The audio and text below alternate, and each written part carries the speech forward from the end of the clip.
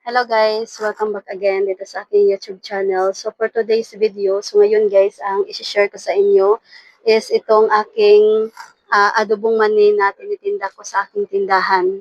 Ayan, so ito guys is mabentang mabenta, then malaki ang ating kikitain. So ngayon guys, ang isi-share ko sa inyo, mag-share ako sa inyo kung magkano tubo ko sa 1 kilo ng adobong mani. So 1 kilo ang aking niluto kagabi. Ayan, kagabi ko pa ito na niluto. So, ngayon ko pa guys na repack. Ayan. Dahil gabing-gabi na. So, marami kaming ginagawa sa loob ng bahay. Ayan. Naghugas ako ng pinggan. Marami kaming mga ginagawa. Naglinis. Dahil madumi ang aming sala at saka kusina. Dahil nag-birthday ang noong Sabado ang aking partner. Kaya, ayan, napakadumi ng aming bahay. Kaya, naglinis kami kahapon. Kaya, hindi agad ako nakaluto. So, naubusan ako kahapon ng adobong mani. Kaya, gabi na akong nakaluto.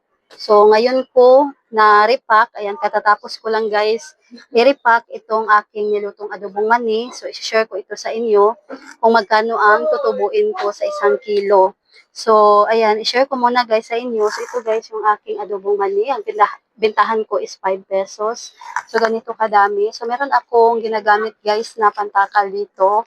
So, andun na sa kusina. Ayan, hinugasan ko na.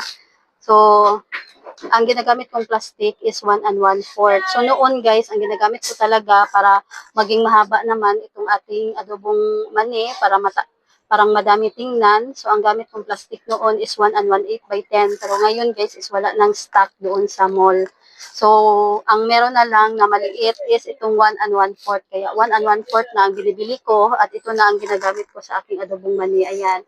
So, ganito kadami ang aking 5 pesos. Ayan. So, tinali ko na ito, pero hindi ko pa ito na tali lahat para isabit ko na. So, ang ginagamit ko rin, ito, gagamit ako ng malaking karayom at ang ginamit ko parang sinuli dito is itong tinatali sa bigas na tag-isang sako. So, ayan. Yun guys, hindi ko tinatapon para gagamitin ko kapag meron akong itatali na mga paninda. Meron akong isasabit na paninda.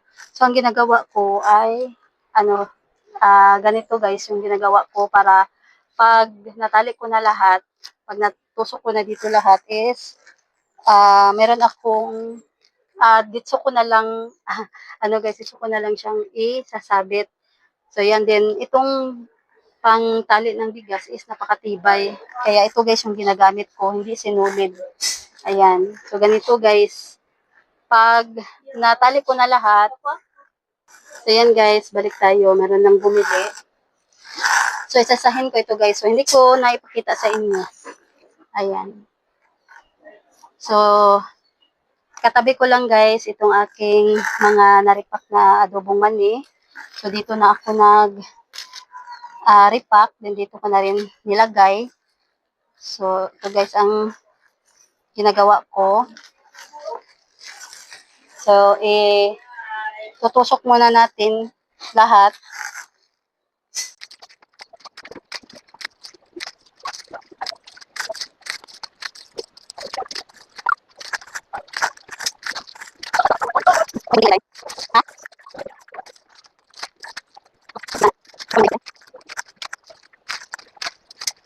So, ganyan siya guys kapag natapos ko na lahat matusok. So, ganito ang itsura niya kapag nilagay ko na dito sa harap. Ayan. So, itatali ko pa guys itong sinulid. So, ayan na. Ito na siya. Ayan. Meron ditong isa na ayan. Ganyan siya guys. So, magkita ito ng aming mga customer dito sa harap. Ayan. Sa harap ko ilalagay para madaling makita. So, hindi ko pa siya nabilang. Ayan. So, dapat pala is bibilangin ko muna bago ko itatali. So, magbilang na tayo.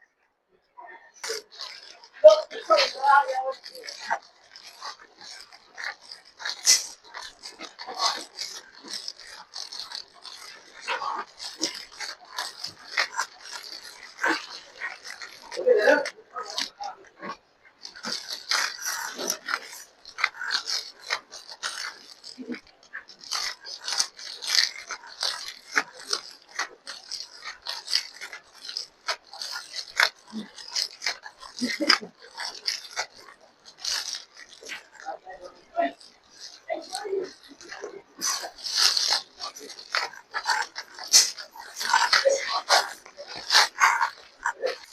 tapos ko na guys bilangin lahat. So, ito guys, umabot ng 60 pieces. So, titingnan natin, ikakalkyo natin kung magkano ang ating tutubuin. So, ito guys yung ating calcio. So, ayan guys, ito lahat 60 pieces. So, ikakalkyo natin 60 times 5 pesos dahil 5 pesos ang ating bentahan. So, equals, ayan, ito guys ang kalalabasan, aabot ng 300 pesos lahat kapag nabenta guys, lahat ito. Itong ating tindang adobong mani. So, i-less natin sa ating puhunan na 93 pesos. So, ayan, ito guys, maabot ng 207 ang ating tutubuin dito sa ating tindang adobong mani. Ayan. So, napakalaki guys ang ating tutubuin. So, meron naman tayong ginagamit dito na gas at saka ano guys, mantika.